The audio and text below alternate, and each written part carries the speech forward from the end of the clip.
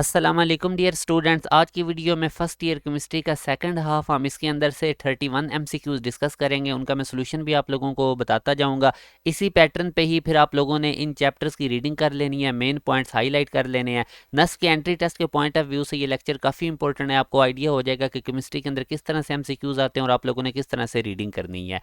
पहला क्वेश्चन है, in an endothermic reaction. तो बेसिकली एंडोथर्मिक रिएक्शन में जैसा कि आपने ग्राफ में भी देखा होगा कि प्रोडक्ट्स की एनर्जी ज़्यादा होती है, रिएक्टेंट्स की कम होती है, तो इस वजह से हमारे पास इसका बीटा ऑप्शन होगा। तभी तो ये एनर्जी एब्जॉर्ब करते हैं, हमारे पास एनर्जी एब्जॉर्ब करते हैं और तभी रिएक्टेंट्स प्रोडक्ट्स में कन्वर्ट होते हैं, ताकि वो जो जितनी एनर्जी की डेफिशिएंसी होती है प्रोडक्ट में कन्वर्ट होने के लिए वो ये एक्सटर्नल गेन करते हैं और फिर प्रोडक्ट्स में कन्वर्ट हो जाते हैं।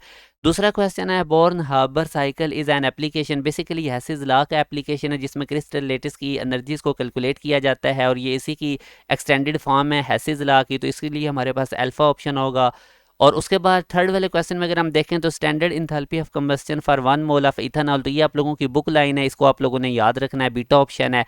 If heat is supply to the gaseous system and there is no change in volume, जब वॉल्यूम में चेंज नहीं होगा तो वर्क डन जीरो होगा, और उस केस में जो हीट होती है उसको क्यू वी से डिनोट किया जाता है और ये डेल्टा ई की इक्वल होती है। और यही अगर कांस्टेंट प्रेशर पे होगा तो फिर क्यू पी डेल्टा एच की इक्वल होती है। फिफ्थ वाले क्वेश्चन में बॉम्ब कैलोरीमीटर, आपको पता है कि ये यूज होता है heat of reaction find out करने के लिए, मगर at constant volume, beta option इसका ठीक है। अब एक well known physical change is melting of ice, the melting of ice is favoured by, तो मेल्टिंग ऑफ आइस को कैसे इन्हांस किया जा सकता है। अगर आप मेल्टिंग आइस देखें तो बेसिकली आइस कन्वर्ट होती है वाटर में, और हमें पता है कि आइस का वॉल्यूम ज़्यादा होता है, वाटर का लो होता है। अब हाई वॉल्यूम से लो कैसे जाएगा, एक तो प्रेशर इंक्रीज करने से, जब हम प्रेशर इंक्रीज करेंगे तो हमारे पास जो है ये आइस मेल्टिंग फेवरेबल होगी। अब हाई प्रेशर, एक आप लोग अगर देखेंगे तो सी और डी दोनों ऑप्शन में आपको नजर आ रहा है, मगर अगर आप देखें तो आइस बेसिकली जो इसकी मेल्टिंग है ये एंडोथर्मिक रिएक्शन है, ये आइस हीट एब्जॉर्ब करती है, सिस्टम का टेम्परेचर बढ़ता है तभी ये वाटर में कन्वर्ट होती है। तो यूं हमारे पास सी ऑप्शन बेस्ट है कि मेल्टिंग ऑफ आइस कब फेवरेबल होगी, जब हाई टेम्परेचर होगा और हाई प्रेशर होगा।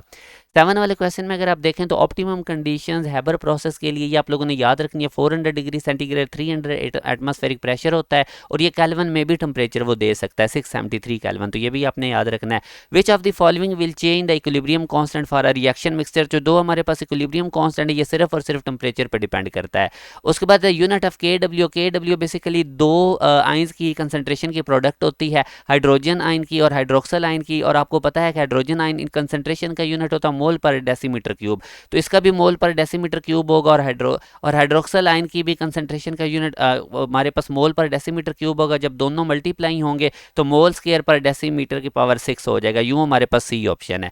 10 वाले क्वेश्चन में आप देखें the increase in temperature pH of pure water, तो याद रखें पीएच और पीओएच का वाटर के साथ इन्वर्स रिलेशन होता है, तो अगर आप टेम्परेचर इंक्रीज करेंगे तो हमारे पास पीएच जो है वो डिक्रीज हो जाएगी। इसी तरह 11 वाले क्वेश्चन में which of the following is a Lewis base, तो बेसिकली जो इलेक्ट्रॉन डोनर स्पीशीज होती हैं वो लेविस बेस होती हैं। तो अब बीटा और सी ऑप्शन में अगर आप देखें तो ये तो ऑलरेडी इलेक्ट्रॉन डेफिशिएंट हैं, तो ये तो इलेक्ट्रॉन डोनर नहीं होंगे, और ना ही BF3 होगा, इसके अंदर भी डेफिशिएंसी है। तो जो हमारे पास CH3OH है इसके पास एक्स्ट्रा इलेक्ट्रॉन पेयर्स होते हैं और ये हमारे पास लेविस बेस है। जिस चीज़ के पास भी एक्स्ट्रा इलेक्ट्रॉन पेयर होते हैं वो इलेक्ट्रॉन डोनर होता है और उसको हम कहते हैं कि ये लेविस बेस है। उसके बाद अगर आगे देखें तो द स्ट्रॉन्गेस्ट कॉन्जुगेट बेस, जितना एसिड स्ट्रॉन्ग होता है उतना उसका कॉन्जुगेट बेस वीक होता है। जैसे कि आप देख लें कि के एसिड की स्ट्रेंथ के लिए होता है और ये कॉन्जुगेट बेस है के बी, तो जितना एसिड स्ट्रॉन्ग होगा उतनी उसकी कॉन्जुगेट बेस जो है वो वीक होगी। तो ये अल्फा बीटा और चार्ली ऑप्शन में जो आपको कॉन्जुगेट बेस नज़र आ रही हैं ये मिनरल एसिड्स की हैं, और मिनरल एसिड बहुत ज़्यादा स्ट्रॉन्ग एसिड्स होते हैं, इसलिए ये तीनों जो हैं इनकी कॉन्जुगेट बेस वीक है। अगर आप इस ऑर्गेनिक एसिड को देखेंगे तो ये चूंकि वीक होता है तो इस वजह से इसकी जो कॉन्जुगेट बेस है वो स्ट्रॉन्ग होगी अकॉर्डिंग टू दिस रिलेशन, तो यूं डेल्टा ऑप्शन है। 13 वाले में देखें द पीएच ऑफ 10 की पावर -3 मोलर H2SO4, तो याद रखें कि जो भी हमारे पास एसिड डायाबेसिक होते हैं जो 2 प्रोटॉन डोनेट करते हैं, जैसे कि H2SO4 ये 2 प्रोटॉन डोनेट करता है, और अगर आयोनाइजेशन भी मेंशन नहीं तो इसका मतलब इसकी 100% आयोनाइजेशन हम कंसिडर करेंगे। तो जब ये दो कंडीशंस फुलफिल हो रही हो तो पीएच निकालने का ये शॉर्टकट है, जो भी पावर ऑफ 10 है उसके साथ माइनस लगाएं और उसमें से माइनस कर दें 0.3 को, तो पावर ऑफ 10 आपको नजर आ रही है -3 है, बाहर माइनस लगाएं और इसमें से माइनस कर दें 0.3 को, तो ये 2.7 हमारे पास पीएच आ जाएगी इसकी। तो ये शॉर्टकट आपने उस वक्त लगाना है जब एसिड आपके पास डायबेसिक हो, यानी वो 2 प्रोटॉन डोनेट कर सकता हो और आयोनाइजेशन 50% हो।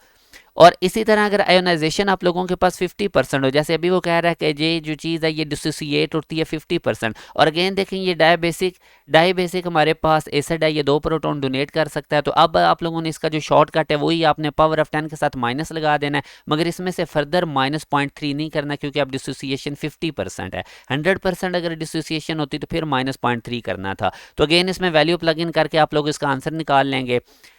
उसके बाद 15 वाला अगर आप देखें तो the amount of sodium ion in 0.1 molar Na2SO4, तो इसका भी अब आप देखें तो हमारे पास बेसिकली 0.1 मोलर Na2SO4 का है, तो इसका जो 1 मोल है वो 2 सोडियम आयन प्रोड्यूस कर रहा है, यानी डबल। तो 0.1 मोल का भी आप डबल कर दें तो सोडियम आयन इतने प्रोड्यूस होंगे, जो कि 0.2 मोल है, मगर उसने मैस पूछा हुआ है तो उसको 23 ग्राम से मल्टीप्लाई कर दें, जो कि मोलर मैस है सोडियम का, तो 4.6 ग्राम आप लोगों के पास मैस आ जाएगा। 16 वाले में वो कह रहा है the mole fraction of water in a mixture containing 9 gram and 120 gram acetic acid is. Mole fraction वो वाटर की पूछ रहा है, इसके लिए इन तमाम कंपोनेंट्स के आप नंबर ऑफ मोल्स निकाल लें। नंबर ऑफ मोल्स हमें निकालने आते हैं कि मैस को मोलर मास से डिवाइड करें तो वाटर के 0.5 मोल्स आ जाएंगे, इसी तरह एसिटिक एसिड के 2 मोल्स आ जाएंगे।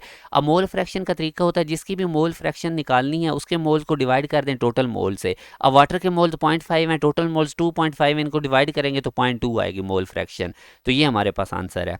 इसी तरह विच of the following has continue solubility curve. Continue solubility curve सिर्फ हमारे पास उन कंपाउंड्स की होती हैं जिनमें वाटर ऑफ क्रिस्टलाइजेशन ना हो। तो CaCl2 इसमें भी वाटर ऑफ क्रिस्टलाइजेशन है। Na2SO4 अकेला भी लिखा हो तो आपको पता होना चाहिए इसके अंदर भी 10H2O वाटर ऑफ क्रिस्टलाइजेशन होता है। तो सिर्फ और सिर्फ KCl की कंटिन्यू सोलबिलिटी कर्व होगी। इंपॉर्टेंट क्वेश्चन है काफ़ी ज़्यादा। विच of the following solution has highest boiling point. Boiling point उतना हाईएस्ट होगा जितने नंबर ऑफ पार्टिकल ज़्यादा होंगे। तो 0.1 मोलर सक्रोज ये तो आयोनाइज ही नहीं होगा, ये NaCl जब आयोनाइज होगा तो Na प्लस अलग हो जाएगा, Cl अलग हो जाएगा नेगेटिव, तो नंबर ऑफ पार्टिकल्स 2 डबल हो जाएंगे। इसमें नंबर ऑफ पार्टिकल डिसोसिएशन के बाद 3 टाइम्स हो जाएंगे और इसमें 4 टाइम। तो नंबर ऑफ पार्टिकल्स हमारे पास डेल्टा वाले ऑप्शन में ज़्यादा होंगे, तो बॉइलिंग पॉइंट भी इसी का ज़्यादा होगा। 19 वाले में देखें द सोलबिलिटी ऑफ किसकी सोलबिलिटी कांस्टेंट रहती है, तो वो सिर्फ एक ही कंपाउंड है NaCl, ये बुक में भी गिवन है। उसके बाद 20 the oxidation number of I in HiO4, तो इसमें अगर ऑक्सीडेशन नंबर जिसका भी निकालना उसकी जगह X लिखें। आप लोगों ने चैप्टर नंबर 10 के स्टार्ट में ऑक्सीडेशन स्टेट्स के रूल पढ़ लेने हैं, क्योंकि ये ओवरऑल न्यूट्रल है तो इसलिए इस तमाम की ऑक्सीडेशन स्टेट 0 की इक्वल होगी। H की ऑक्सीडेशन स्टेट 1 होती है, I की फाइंड आउट करनी है, X लगाएं, O की -2 होती है, नीचे 4 O हैं तो 4 से मल्टीप्लाई कर दें, तो यूँ हमारे पास इसकी आप लोग सिंप्लीफिकेशन करेंगे तो जो हमारे पास आंसर आ जाएगा वो +7 आ जाएगा। ये I की ऑक्सीडेशन स्टेट है HiO4 में। 21 में अब ये सारे 10 चैप्टर में से ज़्यादातर इन्फॉर्मेशन बेस ही होते हैं। कैथोड इन निकल कैडमियम बैटरी, ये हमारे पास NiO2 होता है। इसी तरह फ्यूल सेल मोस्ट एफिशिएंट होता है, ये 75% एनर्जी को कन्वर्ट करता है इलेक्ट्रिकल एनर्जी में, और बाकी 25% इसमें वेस्टेज होता है। Discharging product lead storage battery में, ये भी आपने याद रखना, PbSO4।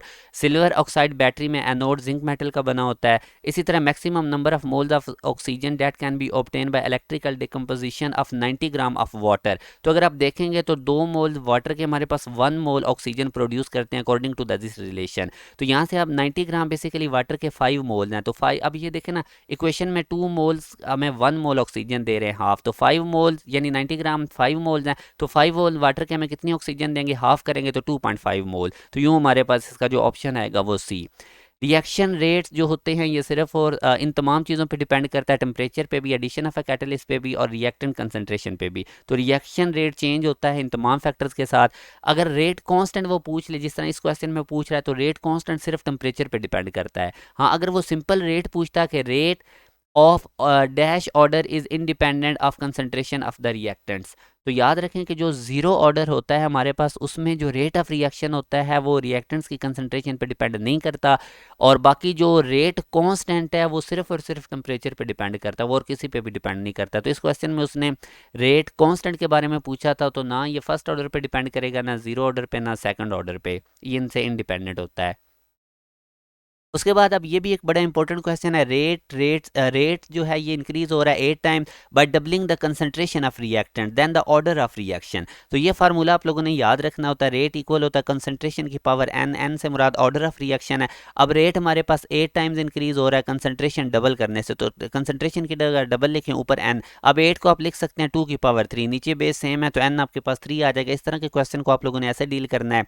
और उसके बाद 29 वाले में वो कहता है a finally divided catalyst is more effective, क्योंकि इसमें सरफेस एरिया ज़्यादा हो जाता है। बुक लाइन है a substance which enhance the activity of catalyst, तो ये हमारे पास प्रोमोटर की डेफिनेशन है। और आर्हेनियस इक्वेशन में जो यूनिट ऑफ स्लोप होता है ये हमें पता है कि केल्विन होता है। तो ये इंपॉर्टेंट क्वेश्चन थे। इसी पैटर्न पे आप लोग चैप्टर नंबर 7 to 11 तक मेन पॉइंट्स हाईलाइट करें और उसकी रीडिंग कर लें, और इसी तरह के क्वेश्चन आते हैं नेक्स्ट एंटी टेस्ट में। आई होप आप लोगों को काफ़ी आइडिया हो गया होगा। इसी पैटर्न पे आप लोगों ने एक दफ़ा बुक रीडिंग ज़रूर करनी है। अपना ख्याल रखिएगा। अल्लाह हाफिज़।